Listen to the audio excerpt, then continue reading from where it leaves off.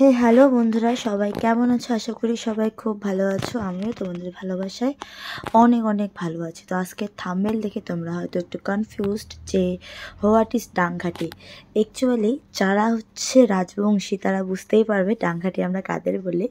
তো আমরা এখানে কিন্তু ওকে কিন্তু আমরা ইনসাল্ট করে কোনো কিছু বলিনি। আমি ওকে আসলেই আমি আমার বোনকেও বলি, ওকেও বলি, আর ও যেহেতু নিজের বোনের মতন তাই আমি ওকে বলি ও হচ্ছে আমার ভাইয়ের বউ। ভাই হচ্ছে আগেই মেয়ে তুলে নিয়ে এসেছিলো, তো এখন হচ্ছে আমরা সামাজিক মতে খুব তাড়াতাড়ির মধ্যে বিয়ে দিচ্ছি। তো আজকে আমার আর কি মেকআপ করানোর কোনো কথা ছিল না, ও প্রথমে করতে চায়নি। তো বললাম ঠিক আছে চলো একটা সিম্পল লুক দেওয়া যাক। আর এমনি আজকে পুরো প্যাচে গরম ছিল, যার জন্য ভিডিও ক্লিপটা তোমাদের শুরু থেকেই দেখাতে পারছি না, কারণ বারবার লোডশেডিং হচ্ছিলো, কারেন্ট চলে যাচ্ছিলো, আর আমাদের তখন মোবাইলে ফ্ল্যাশ লাইট ইউজ করতে হচ্ছিলো। তো ভাগ্যিস যখন আমি মেকআপটাকে ওয়াটারপ্রুফ করে নিচ্ছিলাম, প্যাচে গরমে তো ওয়াটারপ্রুফ না করে উপায় নেই, তো সেই সময় কারেন্টটা ছিল।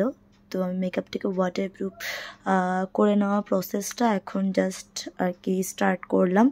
তো সবার প্রথমে আমি একটা শুকনো কাপড়, তোমরা এখানে শুকনো কাপড়ের পরিবর্তে যারা একটু সবসময় আর কি যারা ভালো প্রফেশনালভাবে কাজ করতে চাও তোমরা ড্রাই টিস্যু ইউজ করতে পারো। আমি এখানে ড্রাই টিস্যু ইউজ করিনি, আমার ড্রাই টিস্যু শেষ হয়ে গেছে।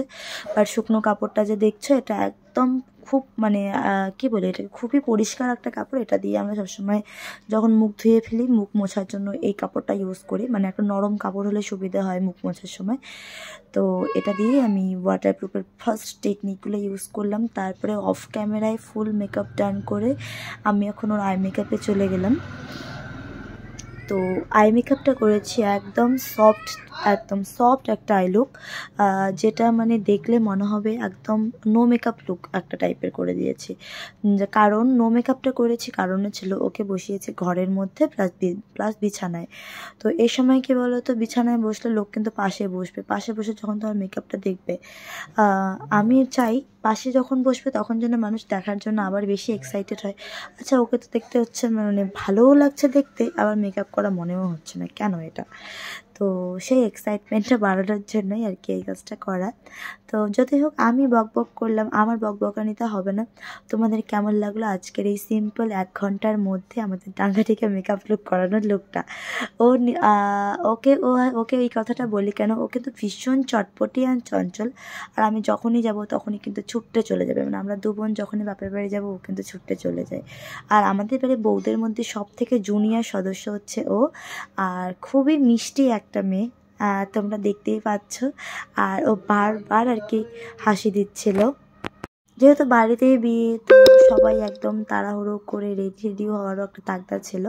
তো ফুল লুকটা কিছুটা এরকম বেরিয়েছে, বাকি জুয়েলারি যা ওর ছিল সেগুলো পরিয়ে দিয়েছিলাম, পরিয়ে দিয়ে আরও বেশি ভালো লাগছিল। তো এত গরমে তার মধ্যে সময়ও কম ছিল, কারণ আমি বাড়ি গিয়ে পৌঁছেছি 4:30টার সময়। তো ওকে রেডি করে এখন আমরা খাওয়া দাওয়া করে নিজে একটু রেডি হয়ে নিলাম। রেডি হয়ে একটু মানে বদনখানা দেখছিলাম আমাকে কেমন লাগছে লেগে, আমি ছেলেকে নিয়ে বেরিয়ে পড়লাম। আমাদের গিফট যা ছিল সেই সমস্ত গিফটগুলো নিয়ে আমরা বেরিয়ে পড়লাম বিয়েবাড়ির উদ্দেশ্যে। আর এদিকে দেখো বাড়ির সব মেম্বার কিন্তু রেডি, আর এখন সবাইকে নিয়ে আমরা চলে আসলাম বউকে আশীর্বাদ করতে। তো আমি আশীর্বাদ করে নিয়েছি, এখন যে ছেলে আশীর্বাদ করছে আমার ছেলে। তো এটা হলো আমার মাও এখন তার মানে মা হবে আমাদের নতুন বউয়ের পিসি শাশুড়ি। তো মা তার ভাস্তা বউকে আশীর্বাদ করছে। তো যাই হোক, এই সুন্দর ব্লগটার মতন তাদের বাকি জীবনটাও যেন সুন্দর হয়। আজকের ব্লগ এ পর্যন্তই রইল। আমাদের এই ছোট্ট ফ্যামিলি ব্লগটি দেখে তোমাদের কেমন লাগলো একটি কমেন্ট করো।